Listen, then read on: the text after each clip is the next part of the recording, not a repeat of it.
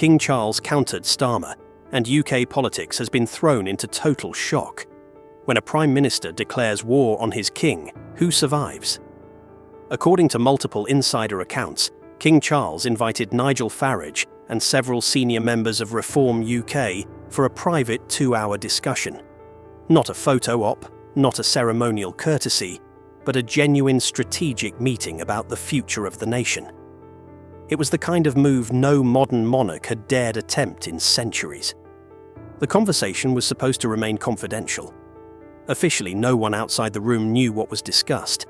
But one document changed everything. A Reform UK pamphlet titled "Restoring Britain's Democratic Foundation." It accused Parliament of dismantling the delicate balance that had kept Britain stable for generations. It argued that the government's overreach had eroded democracy and weakened public trust in its institutions. When the king was handed the document, he reportedly paused, looked up, and delivered 12 quiet but devastating words that would ignite a political firestorm. Perhaps it's time for fresh thinking. The current path seems unsustainable. Those 12 words, spoken behind palace walls, would shatter his relationship with Westminster and set off one of the most extraordinary political confrontations in modern British history. The meeting should have remained a royal secret. Protocol demanded it. But within 48 hours, the story was everywhere. The Times, BBC, The Guardian, The Daily Mail, every major outlet had front-page coverage. Someone had leaked. But who? Reform UK had no reason to go public. They wanted the king's support, not headlines. Palace aides were equally unlikely. Betraying the monarch would be unthinkable. That left only one suspect, Downing Street. According to political insiders, Labour officials furious over the king's interference may have deliberately leaked the story to humiliate him. If that was the plan, it backfired spectacularly. Because when Prime Minister Keir Starmer heard about the king's private meeting, his reaction was so explosive that witnesses said they barely recognised him. Multiple sources described him as shouting, pacing and slamming papers during a cabinet meeting. His deputy, Angela Rayner, later confided to colleagues that he looked possessed. Then, in a fit of rage, Starmer shouted the words that may destroy his career and define this moment in history.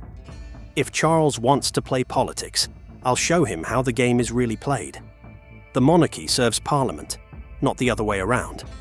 He's forgotten his place." Those words weren't just defiance. They were a declaration of war on the monarchy itself. Every British leader for 3 centuries had respected one unwritten rule: the crown is untouchable.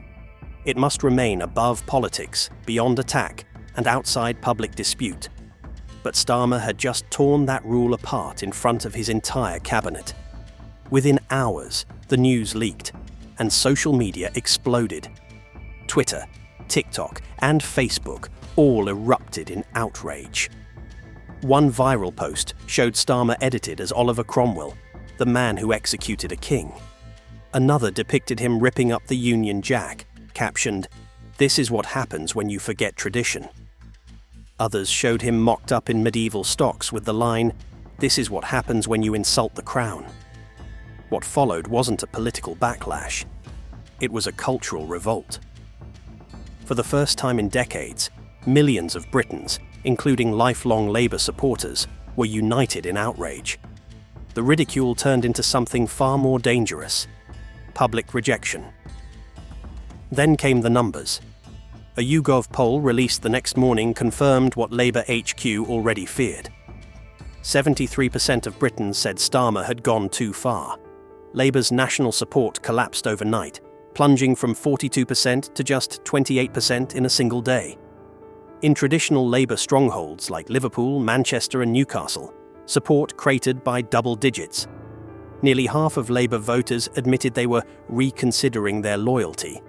The first to move was Louise Hay, the Transport Secretary. Insiders described a furious confrontation with Starmer that ended with her storming out of his office. Her resignation letter leaked within minutes. It was devastating. I cannot support a leader who shows open contempt for the constitutional monarchy and the millions of Britons who cherish it. Within hours, 2 more junior ministers followed. Meanwhile, the palace said nothing publicly, maintaining its traditional silence. But sources close to the king said he was deeply troubled by the Prime Minister's remarks. For Charles, this wasn't just political turbulence. It was an assault on the very institution he had sworn to protect. Inside Westminster, the collapse of Keir Starmer's leadership has gone from whispers to a full-blown mutiny. His closest allies have abandoned him. Even Rachel Reeves, once his most loyal defender, has gone completely silent. Not a word to the press, not a single public appearance. But that silence isn't loyalty, it's strategy. Behind the scenes, Reeves is preparing her own leadership bid. Even veteran MPs are in disbelief. Diane Abbott, a stalwart of the Labour Party for 4 decades, put it bluntly, "In 40 years, I've never seen a leader self-destruct like this." The cabinet is splintering, the party is in freefall, and Starmer, isolated inside Downing Street, looks more like a man waiting for the end than a prime minister leading a country. While Labour implodes, Nigel Farage has seized his moment with the skill of a political tactician. While Starmer rants and Labour MPs plot, Farage stands calmly in front of a sea of Union Jacks, speaking softly, confidently, not as an agitator, but as a patriot. "While others attack our king," he declared, "we defend him. While others forget Britain's traditions, we remember." There were no theatrics, no shouting, just quiet certainty. And it worked. Overnight, Reform UK transformed from a fringe party into the standard bearer of British identity. The shift was staggering. Reform UK's membership skyrocketed by 400% in 3 days. Donations poured in from small businesses and ordinary voters furious with Labour's arrogance. Long-time Labour supporters, disillusioned and embarrassed, began switching sides. For the first time in his career, Nigel Farage wasn't just an outsider shouting from the sidelines. He was a genuine contender for power. The polls told the story. Conservatives steady at 32%, Labour collapsing to 26%, Reform UK surging to 24%. Britain had suddenly become a 3-way political battlefield. Fractured, furious, and unpredictable. Through it all, King Charles said nothing. Not one statement. Not one speech, just silence. And that silence became his most powerful weapon. Every hour the king stayed quiet, Starmer's fury looked more unhinged.